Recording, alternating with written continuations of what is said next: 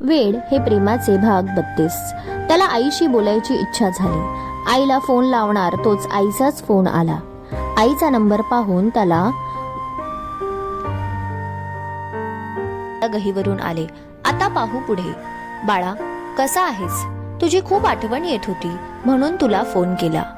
आईचा आवाज ऐकून त्याला खूप बरं वाटलं. मनावर खूप ओझं होतं ते हलकं झाल्यासारखे झाले. काहीतरी विचित्र डोक्यात घडत होतं. अगदी आत्महत्येचे विचार आईचा आवाज ऐकून कुठच्या कुठे पळून गेले. आई, मी बरा आहे. तू कशी आहेस? डोळे पुसत त्याने आईला विचारले. कशी असणार विनय, तू गेल्यापासून करमत नाही. तुझी सतत आठवण येते. घर खायला उठते.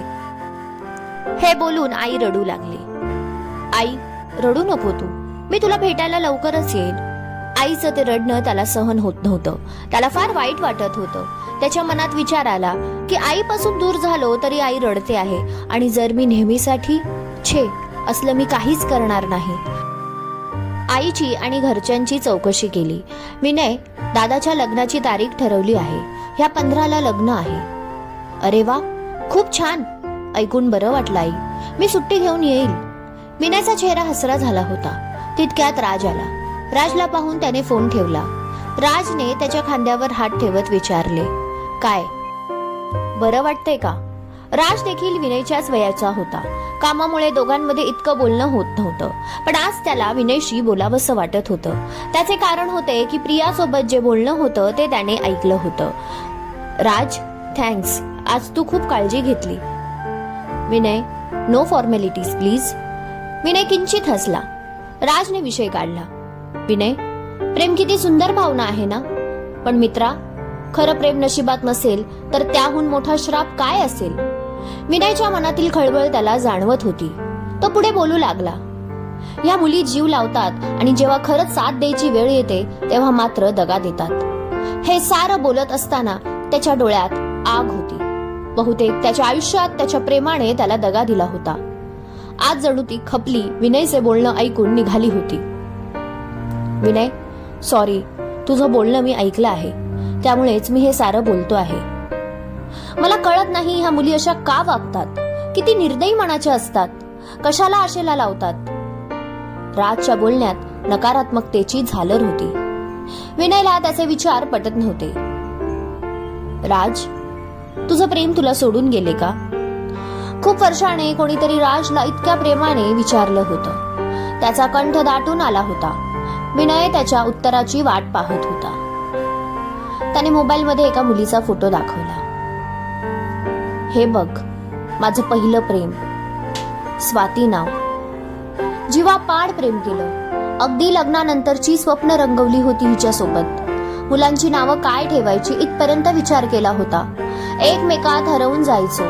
माझ्या खांद्यावर डोकं ठेवून अनेक सूर्यास्त पाहिले. माझा हात घट्ट पकडून चालायची. आणि एक दिवस काय? विनयने कुतूहलाने विचारले. आणि एक दिवस तिने मला फोन केला आणि म्हणाली, मी तुझ्यासोबत लग्न करू शकत नाही.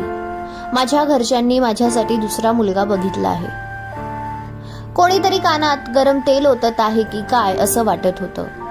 तिने मला ब्लॉक केलं. किती वेळा तिच्या घरासमोर गेलो. मला आशा होती ती मला बघून येईल, माझ्याशी बोलेन. शेवटी ती आलीच नाही. तिने लग्न केलं. ती दुसऱ्याची झाली. साला ह्या प्रेमात मी मोठी चूकच केली. राग येतो मला माझ्या वागण्यावर. खूप राग येतो. कशाला अशा नात्याची सुरुवात करायची जे नातं पुढेपर्यंत निभावू शकत नाही. विनयही दुखावला होता, पण प्रियासाठी त्याच्या मनात राग नव्हता. राज, प्रिया माझ्या आयुष्यात येणार नाही ह्याचे दुःख आहे, पण मी तिच्यावर रागावलो नाही. तिला मी वचन दिले आहे की तिला नेहमी साथ देणार. प्रियाला माझ्या आयुष्यात यायचं होतं तसं ती तिच्या घरच्यांना सांगणार होती, पण तिच्या बाबांना अटॅक आला. तिच्या बाबांसाठी ती तिच्या लहानपणीच्या मित्राशी लग्न करायला तयार झाली. मी समजू शकतो ती कोणत्या परिस्थितीतून जात आहे. ती दुःखी आहे. मी अशा वेळेस तिला समजून घ्यायला पाहिजे. मी तिला साथ जरूर देणार. हे सारं बोलत असताना विनयच्या मनात प्रियाविषयी प्रेम दिसत होतं. विनयचे बोलणे पूर्ण होत नाही तोपर्यंत राज म्हणाला, प्रियाचे काय? तिने तुला साथ द्यायला पाहिजे. त्याचे काय? प्रियाला त्रास होत आहे राज, पण कधी कधी परिस्थिती पुढे हतबल व्हावे लागते, खूप हतबल. विनय, तू चुकतो आहे. परिस्थितीला दोष देणं बंद कर. प्रिया आणि तू एकत्र येऊ शकता, पण इमोशनल होऊन तुम्ही दोघे निर्णय घेत आहात. विनय पुढे काहीच बोलला नाही. ठीक आहे, तू आराम कर. काही पाहिजे असेल तर सांग. राज निघून गेला. राजच्या बोलण्याचा तो विचार करू लागला. खरंच प्रिया आणि मी आताही एकत्र येऊ शकतो? हे सारं काही बदलू शकते? प्रिया माझ्या आयुष्यात येऊ शकते? इथे प्रियाच्या साखरपुड्याची तारीख ठरली होती. ती खूप खुश असल्याचे घरच्यांना दाखवत होती. मनातलं वादळ शांत करण्याचा अयशस्वी प्रयत्न करत होती. आकाशने तिला भेटायला बोलावले होते. कसलाही मेकअप नाही, खूप साधा ड्रेस घातला होता. तिला पाहून आकाश खूप खुश झाला. प्रिया, खूप छान दिसते आहेस. प्रिया किंचित हसली. मनात विचार करू लागली, आकाश किती प्रेम करतो. इतक्या साध्या लुकमध्ये देखील तो मला पाहून खुश झाला आणि कॉम्प्लिमेंट दिली. तिच्या विचारांच्या तंद्रीत होती. हॅलो प्रिया, कोणत्या विचारात हरवली? काही नाही आकाश, बोल ना. काम कसं चालू आहे? काम तर मस्त चालू आहे, आणि तू माझ्या आयुष्यात येणार तर माझं आयुष्य देखील छानच असणार. तिचा हात हातात घेत तो म्हणाला. प्रियाने हसून अलगद हात सोडवला. प्रिया, मला अजूनही स्वप्न वाटत आहे तू माझ्या आयुष्यात येणार आहेस. आकाशच्या डोळ्यात वेगळी चमक होती. ते पाहून प्रियाला उगाच अपराधी असल्यासारखे वाटत होते. ती स्वतःहून काहीच बोलत नव्हती. प्रिया, तू खुश आहेस ना? तिच्या डोळ्यात डोळे घालून तो म्हणाला. प्रियाने नजर खाली केली.